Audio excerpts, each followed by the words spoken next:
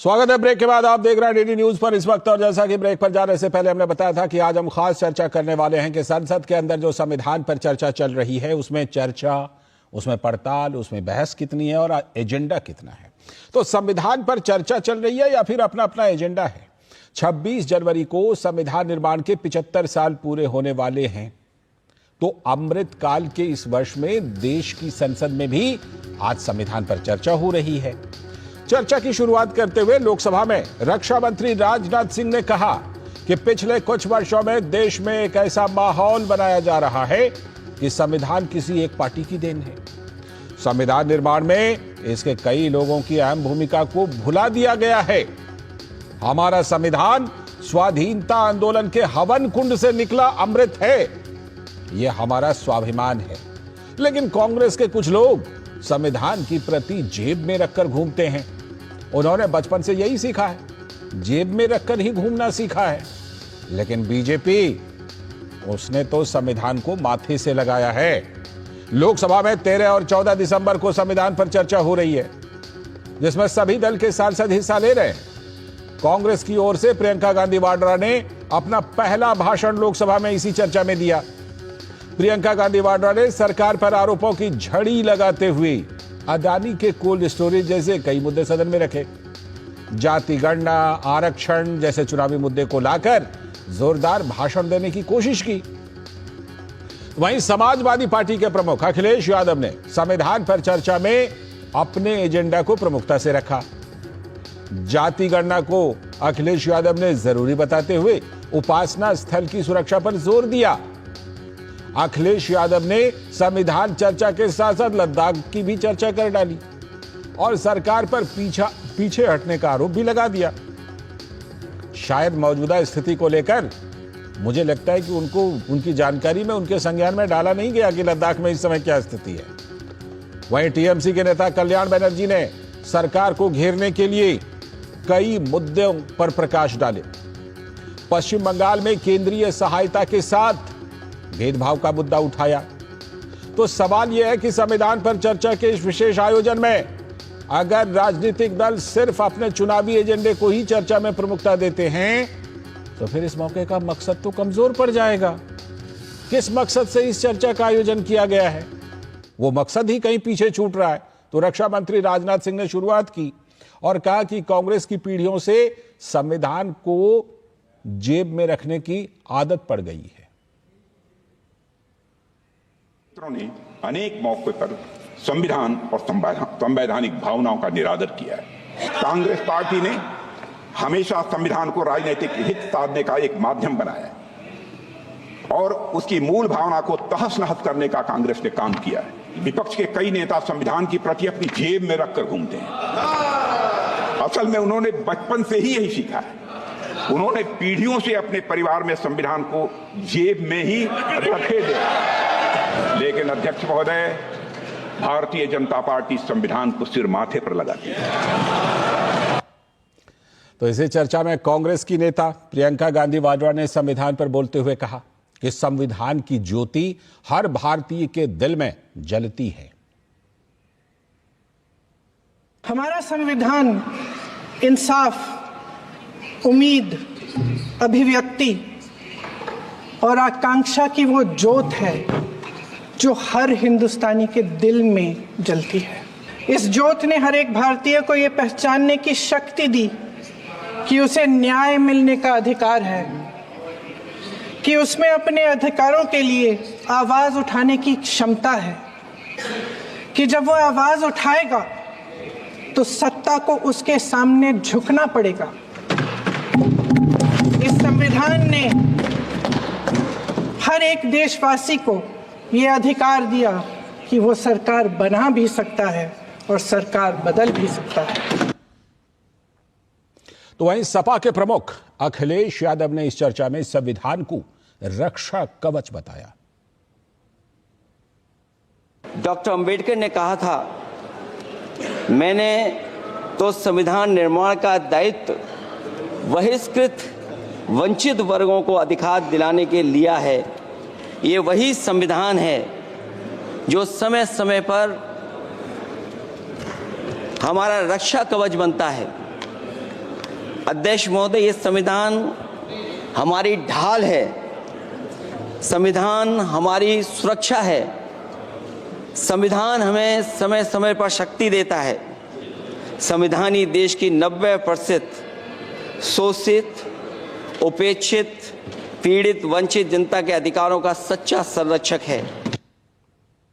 तो ये चर्चा की कुछ बातें तो हमने आपको सुनवा दी, किसने क्या बात रखी, लेकिन आपने देखा होगा कि इसमें जो संविधान पर चर्चा है वो कम हो रही है। कोई संभल की बात कर रहा है, कोई कहीं और की बात कर रहा है, तो ये तमाम बातें, कोई पूजा स्थल विधेयक की बात कर रहा है। लेकिन इस चर्चा में क्या इन सब के जरिए अपने एजेंडे को आगे बढ़ाने का काम हो रहा है क्या? इसी पर खास चर्चा करने के लिए हमारे साथ जुड़ रहे हैं खास मेहमान धनंजय गिरी जी, भारतीय जनता पार्टी के प्रवक्ता, जो हमारे साथ जुड़ चुके हैं। बहुत बहुत स्वागत धनंजय जी, नमस्ते। साथ में दुष्यंत नागर जी, राजनीतिक विश्लेषक और कांग्रेस के समर्थन में मजबूती से बात रखने वाले, नमस्ते, बहुत बहुत स्वागत आपका भी। और हमारे साथ हमारे सलाहकार संपादक विनोद मिश्र जी भी स्टूडियो में जुड़े हुए हैं, उनके जरिए मैं चर्चा को आगे बढ़ाता हूं। विनोद जी, अभी हमने कुछ बातें तो सुनवाई, राजनाथ सिंह रक्षा मंत्री की, प्रियंका गांधी वाड्रा की, अखिलेश यादव जी की। ये तमाम बातें देखने के बाद तो यही लग रहा है कि ये चर्चा में शामिल तो हो रहे हैं, लेकिन चर्चा में फिर बातें कैसी रख रहे हैं? संविधान की मीमांसा जो होनी चाहिए, संविधान के बहस में जिन मुद्दों पर बात होनी चाहिए, संविधान के सफर पर बात होनी चाहिए, संविधान के उद्गम पर बात होनी चाहिए, संविधान की आत्मा पर बात होनी चाहिए, वहां पर बात ना हो करके अपने अपने एजेंडे को आगे बढ़ा रहे हैं क्या? लाल जी, आप कह सकते हैं कि ये देश के लिए एक स्वर्णिम मौका है।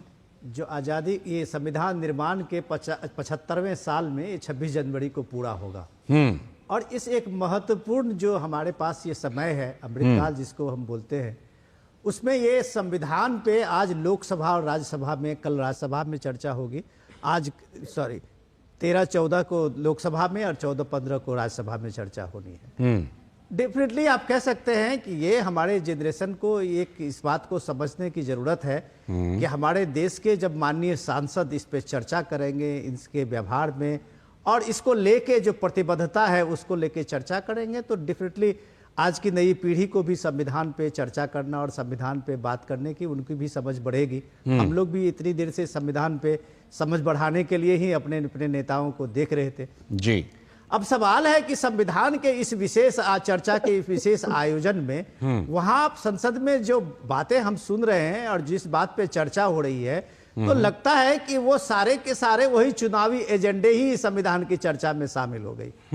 अब एजेंडा का आप ये देखिए कि ये मैं आज बड़ी उत्सुकता से प्रियंका गांधी वाड्रा का ये देख रहा था कि उनका डेब्यू है, पहली बार वो पार्लियामेंट में, लोकसभा में बोल रही है। बिल्कुल। तो कुछ आकर्षक उनका एक तरह से भाषण होगा। अब वो अपने संविधान में बात करते करते अगर सरकार को घेरने पाए, जो उनका एक पक्ष भी है, विपक्ष के नेता हैं, तो जाहिर सी बात है सरकार को घेरना उनका काम है जी। लेकिन अगर वो अडानी के मुद्दे को लेके, हिमाचल में कोल्ड स्टोरेज को लेके ये सारी बातें वो उठा रही है, तो ये माना जाएगा कि प्रियंका गांधी जिस बात को एजेंडे को रख रही है उनमें बेसिक कमी है। हिमाचल में उनकी सरकार है और वो कह रहे हैं कि अडानी को सारे हिमाचल में कोल्ड स्टोरेज को ले दे दिया। भाई, कौन आपकी इस बात को सीरियसली लेगा? जो आपकी सरकार वहां कांग्रेस की सरकार है, सुखू जी की, और अडानी का वहां पे कोल्ड स्टोरेज बन रहा है। आप जब ये कह रहे हैं कि इस देश में जो है गरीब से गरीब हो रहे हैं, अमीर से अमीर हुए जा रहे हैं, तो इसका आप सीधे जाति गणना की बात करते हैं, आरक्षण की बात करते हैं। ये तो हो गया इलेक्शन। अब इलेक्शन से ये बाहर हमारे राजनीतिक दल कब निकलेंगे? बिल्कुल। अखिलेश यादव जब कहते हैं कि बीजेपी जो है हर जगह चुनाव जीत जाती है जी, और वो जो टॉन्ट कर रहे हैं कि बीजेपी की तो हर जगह सरकार वैसे ही बन जाती है, तो वो एक संवैधानिक संस्थाओं को अपमान कर रहे हैं, अपमानित कर रहे हैं। सवाल आप अगर सीधे सीधे ईवीएम पे सवाल उठा रहे हैं तो आप न्यायपालिका पे भी सवाल उठा रहे हैं, आप इस देश के संविधान पे सवाल उठा रहे हैं, जो आपको लगता है कि बीजेपी ऐसे हर जगह सरकारें बना रही है। तो आप लोगों में जिस बात को लेके चर्चा करने की लोगों की उत्सुकता है, और अगर आप वही सारे चीज अपने एजेंडे को रख के संविधान पे चर्चा कर रहे हैं, तो माना जाएगा कि पॉलिटिकल पार्टीज जो इस बड़ी अपॉर्चुनिटी थी हम लोगों के सामने में, वो शायद हम लोग उस अपॉर्चुनिटी को गंवा रहे हैं कहीं ना कहीं। बिल्कुल। दुष्यंत नागर जी, ये संविधान, नमस्ते, संविधान पर ये गंभीर चर्चा, संविधान के 75 साल के जो सफर है उस पर चर्चा है। हमें तो इस पर पीछे पलटकर ये देखना चाहिए कि जो संविधान हमें मूल रूप से मिला था उसको क्या हमने कभी भ्रष्ट और नष्ट किया है क्या? उसमें कुछ ऐसा बदलाव किया है क्या जिससे कि संविधान थोड़ा कहीं ना कहीं संविधान के उद्देश्य जो है वो मारे गए हैं? कहीं ऐसा तो नहीं कि सेक्युलर संविधान में कम्युनल प्रावधान हमने कर दिए हैं? 75 साल के सफर पर चर्चा होनी चाहिए, चर्चा हो रही है कोल्ड स्टोरेज पर। यह कैसी चर्चा है दुष्यंत नागर जी? देखिए सर, कोल्ड स्टोरेज जो आया है चर्चा में, वो इसलिए आया है कि कांग्रेस ने भ्रष्टाचार के मुद्दे को प्रमुखता के साथ उठाया है। और मैं श्री विनोद मिश्र जी को यह बताना चाहता हूं कि जिस मैं थोड़े सा माफी के साथ थोड़ा सा रोकता हूं आपको, मैं आपके पास लौटूंगा क्योंकि इस समय प्रधानमंत्री नरेंद्र मोदी ने प्रयागराज, जैसा कि आप जानते हैं प्रधानमंत्री प्रयागराज के दौरे पर थे, उन्होंने क्रूज से तैयारियों का जायजा लिया। ये तस्वीरें इस समय आप अपने टेलीविजन स्क्रीन पर वही देख रहे हैं। प्रधानमंत्री नरेंद्र मोदी आज प्रयागराज महाकुंभ की तैयारियों का जायजा लेने के लिए, निरीक्षण करने के लिए पहुंचे हुए हैं। उन्होंने वहां पर विकास परियोजनाओं की सौगात दी है, करीब करीब 5,500 करोड़ रुपए की विकास परियोजनाओं की सौगात दी है। और जैसा कि इस दौरे के दौरान प्रधानमंत्री नरेंद्र मोदी जो कुंभ की तैयारियां, देखिए क्रूज के जरिए प्रधानमंत्री बिल्कुल एक उस तैयारियों का नजारा लेते हुए, तैयारियों को देखते हुए, मुआयना करते हुए प्रधानमंत्री नरेंद्र मोदी निरीक्षण कर रहे हैं कि किस तरह से प्रयागराज में महाकुंभ 2025 की तैयारी चल रही है और उसमें क्या कुछ और करने की आवश्यकता है। प्रधानमंत्री नरेंद्र मोदी आज विशेष रूप से प्रयागराज के दौरे पर हैं और वहां वो इन्हीं तैयारियों का जायजा लेने के लिए, इसका निरीक्षण करने के लिए पहुंचे हैं।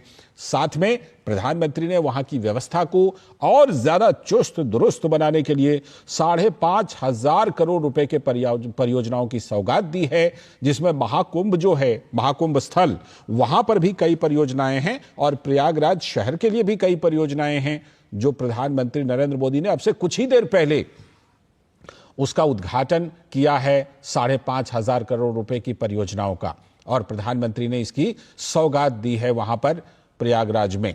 प्रयागराज में जैसा कि हम जानते हैं कि साल 2025 में जनवरी में महाकुंभ का आयोजन हो रहा है, तो उसके लिए तैयारियां बड़े जोर शोर से चल रही हैं और उन्हीं तैयारियों का निरीक्षण करते हुए प्रधानमंत्री नरेंद्र मोदी, क्योंकि ये जो प्रयागराज महाकुंभ है, इसमें तो जो तीर्थयात्री आते हैं, श्रद्धालु आते हैं, उनकी संख्या तो कई कई देशों की आबादी से भी ज्यादा होती है। तो इतनी बड़ी आबादी, इतने बड़े श्रद्धालु को हर तरह की व्यवस्था, हर तरह की सुविधा मुहैया कराना, ये अपने आप में बड़ी चुनौती है। लेकिन हमने ये भी देखा है कि जब से उत्तर प्रदेश में योगी आदित्यनाथ की सरकार बनी है, तब से इस तरह की व्यवस्था बड़ी चुस्त दुरुस्त रहती है। आज से सिर्फ 6 साल पहले प्रयागराज में ही कुंभ का आयोजन हुआ था और उसकी जो व्यवस्था थी, उसकी तारीफ, उसकी प्रशंसा हर जगह पर हुई थी। जिस तरह से चुस्त दुरुस्त व्यवस्था की गई थी प्रयागराज के महाकुंभ में आज से 6 साल पहले 2018 में, अब देखिए 2019 में बल्कि उसका आयोजन हुआ होगा, और अब 2024 में जब एक बार फिर से वहां पर आयोजन हो रहा है, तो एक बार फिर से ऐसी तैयारी जो कि सभी श्रद्धालु हर तरह से संतुष्ट हों, प्रसन्न हों। तो प्रधानमंत्री उसी का निरीक्षण करते हुए लौटते हैं अपनी चर्चा पर। हमारे साथ हमारे सारे मेहमान जुड़े हुए हैं। दुष्यंत नागर जी बोल रहे थे, सीधे उन्हीं के पास मैं चलता भी हूं। दुष्यंत नागर जी, सवाल यही था कि ये तो बहुत अच्छा अवसर है जी, बहुत अच्छा अवसर है चर्चा के लिए। इसमें तो पीछे मुड़ करके देखना चाहिए संविधान के सफर को, कहां कहां हमने गलतियां की हैं, कहां कहां हमने संविधान को दूषित किया है। लेकिन हम तो यहां पर देखते हैं कि हमारे नेता कोल्ड स्टोरेज पर चर्चा कर रहे हैं। जो कोल्ड स्टोरेज की बात आई श्रीमान जी, और जैसा विनोद मिश्र जी ने कहा जी कि वहां कांग्रेस की सरकार है, तो मैं ये ज्ञात कराना चाहता हूं, ये भान इनको कराना चाहता हूं कि ये भारतीय जनता पार्टी की सरकार थी, तभी उनको सारे कॉन्ट्रैक्ट वहां पे मिले। वहां के सेब के अधिकार के ऊपर जो सेब के कारोबार के ऊपर जो उनका एकाधिकार हुआ, वो भाजपा की सरकार में सुनिश्चित हुआ। अब आ जाते हैं संविधान के ऊपर। तो देखिए, दोनों राजनीतिक दल, मुख्य रूप से भारतीय जनता पार्टी प्लस सहयोगी, कांग्रेस प्लस सहयोगी, उनके पास विजन क्या है, उनके अंदर लोगों को, देश को दिखाने के लिए, देने के लिए क्या है, वो इस चर्चा में लोगों के सामने आ जाएगा। सबके विचार भारतवर्ष पूरा सुनेगा और लोग उसका मूल्यांकन करेंगे और भविष्य की राजनीति आगे की वही तो मैं कह रहा हूं कि मूल्यांकन के लिए वैसी चर्चा होनी चाहिए। प्रियंका गांधी को मैं कोट करना चाहता हूं, जिस प्रकार से उन्होंने कास्ट सेंसस का मुद्दा उठाया और भ्रष्टाचार को वो प्रमुखता से लेके आई, तो ये स्पष्ट हो गया कि कांग्रेस पार्टी की तरफ से सामाजिक न्याय और भ्रष्टाचार ये दो प्रमुख मुद्दे हैं। उन्होंने जिस प्रकार से एक दलित बच्ची की ऊपर हुए शोषण और अत्याचार की कहानी सुनाई, उससे ये प्रतीत होता है कि दलित समुदाय, वंचित समुदाय की सुरक्षा के लिए जो लॉ एंड ऑर्डर का मामला है सर लॉ एंड ऑर्डर का जो मामला है वो तो हम जानते हैं, इतने बड़े देश में घटनाएं घटती हैं, अलग अलग जगहों पर घटती हैं। मैं ये कह रहा हूं कि ये जितना बड़ा मौका था, इसमें किसने टेंडर बिडिंग करके सेब बागान हासिल किया, किसने कोल्ड स्टोरेज हासिल किया, इससे ज्यादा चर्चा तो ये होनी चाहिए कि 75 साल में संविधान को कहां हमने संविधान में कुछ छेड़छाड़ किया, कहीं दूषित किया संविधान को, क्या क्या हमने प्रावधान किए, किस तरह के कानून बनाए, किस तरह के बदलाव किए। धनंजय गिरि जी, मैं आता हूं आपके पास, धनंजय गिरि जी के पास, फिर शैलेंद्र के पास भी जाऊंगा। धनंजय गिरि जी, आप कुछ कहना चाह रहे हैं, बोलिए। देखिए लालचंद जी, ये भारत के संविधान की ताकत ही है। दुनिया का सबसे बड़ा लिखित संविधान हमारा संविधान है कि आज 5 पीढ़ियों से चांदी का चम्मच लेकर पैदा होने वाले लोगों पर चाय की केतली भारी पड़ रही है। चाय की केतली की चमक के सामने चांदी के 5 पीढ़ियों का चम्मच फीका पड़ गया है। ये संविधान की ताकत है और बाबा साहब डॉक्टर भीमराव अम्बेडकर के दिए गए संविधान की ताकत है कि गुर्बत के गोद से निकलकर शोहरत तक का सफर तय करने वाला आज एक व्यक्ति भारत ने दुनिया के नक्शे पर कैसे भारत का नाम रोशन कर रहा है। अमेरिकी इतिहासकार और संविधान विशेषज्ञ ग्रैनविले ऑस्टिन ने भारतीय संविधान को उसके ऐतिहासिक कल्पना प्रावधानों के लिए प्रशंसा की है और कहा है कि एक स्थिर लोकतंत्र इस संविधान की देन है कि भारत में जो संविधान है। अमेरिकी राजनीतिक वैज्ञानिक एरेल्ड लिजफर्ट ने विविधताओं के ऊपर जिस तरह से प्रबंधन किया गया है भारत के संविधान में, उसकी भूरी प्रशंसा की है। 308 सदस्यों ने 104 संशोधन हो चुके हमारे संविधान में। अनुच्छेद 32 को डॉक्टर बाबा साहब भीमराव अम्बेडकर ने संविधान की आत्मा कहा था। ये भी बताइए, इमरजेंसी लगाई तब उसको भी छिन्न भिन्न किया। धनंजय जी, जो शब्द जोड़े, धनंजय जी ये भी बताइएगा, धनंजय जी ये भी बताइएगा, ये विपक्ष तो कोल्ड स्टोरेज और संबल पता नहीं क्या क्या उठा रहा है, आप चर्चा में क्या उठाने वाले हैं? लालचंद जी, हम देश की गरिमा को उठाना चाहते हैं। अब उनसे आप क्या उम्मीद करेंगे? अब उनसे क्या इससे ज्यादा की उम्मीद कर सकते हैं क्या? आपकी उम्मीद ही गलत है। भाई आलू से सोना बनाते हैं। नहीं, उम्मीद गलत नहीं है, उम्मीद गलत नहीं है, ये बात अलग है कि उम्मीद पूरी ना हो, लेकिन उम्मीद करना गलत कैसे है? गिरी साहब मैदान छोड़ के भाग जाते हो। अच्छा देखिए, बिना भ्रष्टाचार के उन्मूलन के देश आगे कैसे बढ़ेगा? उतनी ही चर्चा कर पाएंगे ना। ये भ्रष्ट और भ्रष्टाचार से बाहर नहीं निकल पाएंगे। हमारे नेता जॉर्ज फर्नांडिस से, इनके जोर शोरों से हमें जोर से भी परहेज नहीं। ठीक है, मैं लौटता हूं आप दोनों के पास, लौटता हूं। मुझे जरा अपने संवाददाता शैलेंद्र मिश्र के पास जाने दीजिए। शैलेंद्र, ये बताइए कि चर्चा की शुरुआत रक्षा मंत्री राजनाथ सिंह ने की, प्रियंका गांधी वाड्रा बोल चुकी हैं, अखिलेश यादव बोल चुके हैं। बताइए कौन कौन से प्रमुख वक्ता होने वाले हैं इस चर्चा में, और क्या ये जो वक्ता आएंगे ये इसी तरह कोल्ड स्टोरेज टाइप की बातें रखेंगे या कुछ गंभीर बातें भी हमें सुनने को मिलेगी इस चर्चा में? देखिए लालचंद्र, ये तो जो बाकी वक्ता आएंगे उनको सुन के ही पता चलेगा कि वो क्या कहना चाहते हैं, लेकिन अभी तक जो चर्चा हुई उससे एक बात साफ है कि संविधान को की स्पिरिट के खिलाफ जो कुछ काम हुए और जब ये प्रयास हुआ और मुंह की खानी पड़ी, या फिर हमारा जो संविधान है वो इतना मजबूत है, उसकी जो एक सेफ गार्ड व्यवस्था है, वो जो घटनाएं हुई उनका जिक्र शायद कोई नहीं करना चाहता।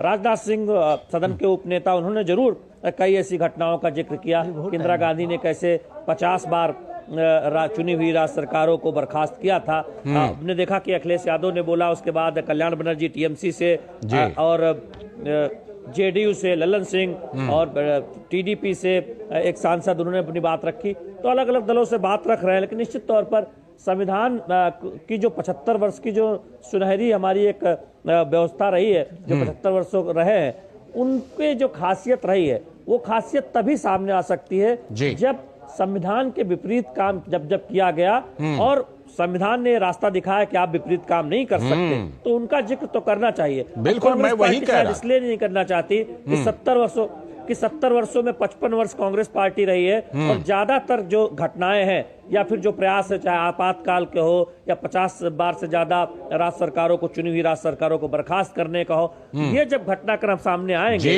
या इस पर जब चर्चा होगी तो कांग्रेस पर सवाल उठेंगे। आप देखिए, रक्षा मंत्री ने कहा कि जो संविधान संशोधन कांग्रेस लाई थी वो उसका उद्देश्य संविधान को मजबूत करना नहीं था, और उसमें उन्होंने तथ्यों के साथ बात भी रखी 41वें संशोधन की, 42वें संशोधन की, किस तरह से उस वक्त कांग्रेस की मंशा। बिल्कुल, आप 1976 का हवाला दे रहे हैं। मैं आता हूं आपके पास विनोद जी, जो बात अभी शैलेंद्र कह रहे थे कि देखिए चर्चा में तो ये चीजें आनी चाहिए, और धनंजय जी ने जिस पर निराशा भी व्यक्त की कि आप कैसे उम्मीद कर रहे हैं इन लोगों से। उम्मीद तो करनी ही चाहिए कि 76 में क्या हुआ था, उम्मीद तो करनी ही चाहिए कि यह संविधान कब कब भ्रष्ट हुआ और किस तरह से 1977 में 75 में नष्ट हुआ। नष्ट भी किया गया था, भ्रष्ट भी किया गया संविधान को, और नष्ट भी किया गया है।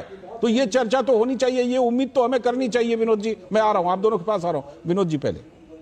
मैं नागर साहब को मैं सम्मान करता हूं, पुराने समाजवादी हैं, आजकल पता नहीं कांग्रेस के साथ आए हैं तो भ्रष्टाचार का मुद्दा ज्यादा उछाल रहे हैं। नागर साहब, भी राजनाथ सिंह जी ने जो शुरुआत की थी इस चर्चा को, तो कहा उन्होंने कि एक फर्क है, जो फर्क वो है जो बता रहे थे कि 100 बात की एक बात ये है कि सत्ता या संविधान, अगर ये सत्ता और संविधान की बात जब होती है तो कांग्रेस पार्टी के लिए सत्ता पहला होता है। तो सत्ता और संविधान की प्राथमिकता देने वाली पार्टी की बात करते हैं कि बात जब उन्होंने कही है, तो इसी क्रम में उन्होंने गिनाया है, सिलसिलेवार गिनाया है जी। अपने उत्तर प्रदेश के मुख्यमंत्री रहते हुए, उत्तर प्रदेश के पार्टी अध्यक्ष रहते हुए, राष्ट्रीय पार्टी का अध्यक्ष होते हुए जो उनका अनुभव था उसको भी उन्होंने सामने लाया जी। तो ये निजी जीवन का जो अनुभव है ये भी लोगों को समझने की जरूरत है और उसको सीखने की जरूरत है कि संविधान को, जब संविधान और सत्ता में जब आप सत्ता को प्राथमिकता रखते हैं तो वहां किसी न किसी रूप में आप संविधान के साथ बेईमानी करते हैं। बिल्कुल, और ये बेईमानी साफ साफ दिखी है। वो एक मौके पे नहीं दिखी है, वो दर्जनों सैकड़ों मौके पे दिखी है जब आप संविधान के साथ में बेईमानी करते हैं। इस चर्चा में जो बात जो शुरुआत हुई है वो डेफिनेटली आप उसका स्वागत योग्य है और उसको हम लोग सम्मान करते हैं उन सब चर्चा को, ठीक है। कि ये बात देश को जानने की जरूरत है कि सत्ता और संविधान में प्राथमिकता किसको दी जा रही है। बिल्कुल, और ये जब चर्चा में ये प्राथमिकता की बात आएगी तो नागर साहब ये बताना पड़ेगा कि अगर पॉकेट में रख के ही संविधान का सम्मान होता तो शायद जो 55-60 साल की कांग्रेस की सरकार थी और उस समय में जो संविधान का जो भी चीजें हुई होगी, तो राजनाथ सिंह का ये कहना बिल्कुल दुरुस्त है कि कुछ लोगों ने सिर्फ पॉकेट में ही रखा है और प्राइम मिनिस्टर मोदी को सामने में जब भी संविधान आया है उन्होंने माथे से लगाया। ठीक है, दुष्यंत नागर, ये फर्क जरूर दिख रहा होगा। बिल्कुल, दुष्यंत नागर जी आप रखिए। धनंजय जी का भी कुछ सवाल है, उसको भी ले लेते हैं। धनंजय जी, मौका मेरा है। अच्छा ठीक है लालचंद जी, जब मैं धनंजय जी मैं आपके पास आऊंगा, धनंजय जी मैं आऊंगा, मुझे दुष्यंत नागर जी को पहले देना चाह रहा हूं। मैं आ रहा हूं, धनंजय जी आ रहा हूं। देखिए धनंजय जी, थोड़ी गरिमा बनाए रखिए। धनंजय जी आ रहा हूं, दुष्यंत नागर मेरे अधिकारों का। हाँ, दुष्यंत नागर जी बोलिए। लालचंद जी, जब हजारों वर्ष के भारत के महान इतिहास का अवलोकन करेंगे तो आपको एक उदाहरण मिलेगा कि राजा रामचंद्र जी ने अपने भाई भरत के लिए सत्ता छोड़ दी थी। यहाँ कांग्रेस में सरदार पटेल ने नेहरू जी के लिए सत्ता छोड़ी, कामराज जी ने लाल बहादुर शास्त्री के लिए सत्ता छोड़ी, सोनिया गांधी ने डॉक्टर मनमोहन सिंह के लिए सत्ता छोड़ी। मिश्र जी, आप कम से कम बोलने से पहले आकलन तो कर लिया कीजिए। भारतीय जनता पार्टी में और अन्य उदाहरण देखो, सत्ता के लिए क्या क्या नहीं हुआ। सबको मालूम है जन्नत की हकीकत तोड़ी गई। अटल बिहारी वाजपेयी ने तो पूरे मुद्दों को ही नीचे दबा दिया। इतनी बटरिंग तो किसी कांग्रेसी ने कभी नहीं की होगी। ये सच बोलना आपको बटरिंग लगता है तो मैं, तो कभी मुझे बड़ा दुख है, मुझे बड़ा दुख है कि आपको मैंने सच्चाई बोल दी, आपको दर्द हो गया। अरे श्रीमती सोनिया गांधी ने सत्ता को ऐसे ठुकरा दिया जैसे दूध में पड़ी हुई मक्खी को कोई निकाल के फेंक देता है। इतने महान लोगों की पार्टी है ये कांग्रेस पार्टी। इसके नेताओं का सम्मान पूर्वक, आदर पूर्वक नाम लेना चाहिए। जिन लोगों ने ना देश को आजाद कराया आपने, बल्कि पूरा समा बांध दिया। दुष्यंत नागर जी, पूरा समा बांध दिया आपने। मुझे लगता है शैलेंद्र भी कुछ कहना चाह रहे हैं, लेकिन शैलेंद्र के पास जाने। धनंजय जी आपको जवाब दे रहे थे। जी, उम्मीद करें विनोद जी उम्मीद करें कि कांग्रेस के प्रवक्ता या कांग्रेस के समर्थक एक तरह से कांग्रेस की बुराई करेंगे तो ये बिल्कुल उचित नहीं है। हाँ। वो तो अपनी तरह से अपना काम ही कर रहे हैं। हाँ। लेकिन सवाल इससे बड़ा ये है कि जब आप संविधान की चर्चा पर अपनी बात रखते हैं तो आप ये बड़ा दिल दिखा दीजिए ना कि 55 वर्षों में आपसे भी गलती हुई और आपने संविधान ये बड़ी बात करने ये बड़ी बात है। ही भूल हुआ आत्मावलोकन का समय है ये। आपको सबक सिखा दिया या सुप्रीम कोर्ट ने सिखा दिया, साहबानों पे सिखा दिया, तो फिर तुष्टिकरण की राजनीति बोलना चाहिए कि 100 बार हमने राज्य सरकार बर्खास्त की। आप इस चर्चा में ये कह रहे हैं कि भारतीय जनता पार्टी के सरकार में किसी राज्य सरकार को बर्खास्त नहीं किया तो ये कोई उपलब्धि नहीं है। एक उदाहरण बता दीजिए। अच्छा, उपलब्धि वो है जिसमें 100 बार बर्खास्त किए गए, उपलब्धि वो है। ठीक है, धनंजय जी का टर्न, धनंजय जी काफी देर से बोलना चाह बर्खास्त नहीं कर ठीक है, धनंजय जी कुछ जवाब देना चाहिए। धनंजय जी बोलिए, कमजोरी है। बोलिए धनंजय जी बोलिए। देखिए, एलन ऑक्टोवियो ह्यूम की मतलब आप ये कह रहे हैं कि धारा 356 का दुरुपयोग फिर से करेगी कांग्रेस पार्टी अगर कभी सत्ता में आई तो? ठीक है, अब धनंजय जी की बारी। सदुपयोग धनंजय जी की में उपयोग किया जाएगा। ठीक है, ठीक। अच्छा, सदुपयोग हुआ था 100 बार। बोलिए धनंजय जी। देखिए लालचंद जी, जो आज पार्लियामेंट में दिखा, ये देश ने देखा। ये देश ने देखा कि एक परिवार को अपने 5वीं पीढ़ी के बेटी की चिंता है, राहुल गांधी को अपने बहन की चिंता है और प्रधानमंत्री नरेंद्र मोदी को देश के करोड़ों बहनों को लखपति दीदी बनाने की चिंता है, ड्रोन दीदी बनाने की चिंता है, उनके घर में उजियाला कैसे पहुंचे इसकी चिंता है, उनके आंसू कैसे पहुंचे जाए इसकी चिंता है, 12 करोड़ इज्जत घर बन जाए, 15 करोड़ किसान सम्मान निधि पहुंच जाए इसकी चिंता है। गांधी परिवार को अपनी 5वीं पीढ़ी कैसे एक वक्ता बन जाए और कैसे कुछ चाटुकारों के चाटुकारिता द्वारा उनको स्टैब्लिश कर दिया जाए कि क्या बोल गई दीदी ने, क्या बोली। नानक ने कहा एक ने कही दूजे ने मानी, नानक ने कहा दोनों ज्ञानी। तो जो कह रही है और जो सुन रहे हैं वो ज्ञानी लोग उस पर ज्ञान दे रहे हैं। संविधान को मुट्ठी में करना और संविधान को माथे से लगाना दोनों दो बातें हैं। इस देश की महान जनता सब देख रही है, सब जान रही है, सब समझ रही है। और एलन ऑक्टोवियो ह्यूम की बनाई गई कांग्रेस, जिसने तमाम उनके 4-6 सेक्रेटरी भारत उनके अंग्रेजों के रहे और पंडित नेहरू ने भी ब्रिटिश जैक के नीचे ओथ लिया था। इस देश की महान जनता आज सब जान गई है। ठीक है, कांग्रेस कोई हो कांग्रेस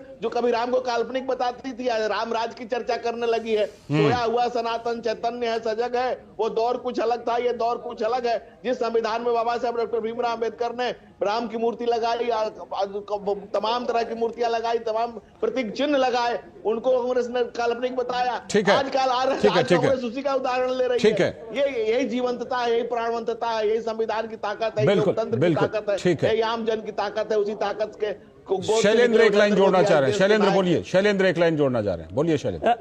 मैं कह रहा हूं कि बीजेपी ये आरोप भी लगा सकती है कि ये संसद ही है जो मौका दे रही है, चूंकि चुनकर आई है प्रियंका गांधी, लेकिन तमाम वरिष्ठ सांसद थे।